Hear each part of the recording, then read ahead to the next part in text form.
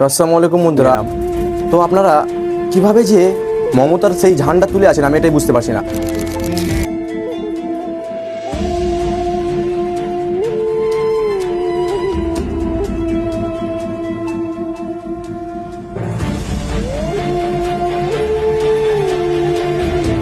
আপনারা বলেন যে আসাউদ্দিন হলো বিজেপির বি টিম, কিন্তু আসাউদ্দিন বিজেপির বি টিম তো কখনো কি দেখেছেন যে আসাউদ্দিনকে কি তার কোনো নেতাকে যে তার মোদির সাথে কিংবা কোনো খারাপ দলের সাথে বসে চা খেয়েছে?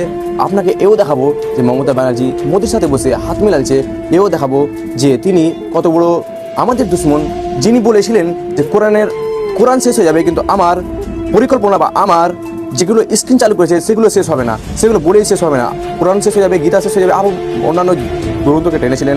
তিনি বলেছিলেন যে এসব শেষ হয়ে যাবে কিন্তু আমার স্ক্রিন শেষ হবে না, মানে তার পরিকল্পনা শেষ হবে না। আর আমাদের মুসলিম সমাজ আজকে আসাউদ্দিনকে বলছেন বি টিম, আজকে তাকে বলছে বি টিম। তিনি যদি চলে যান তো আপনাদের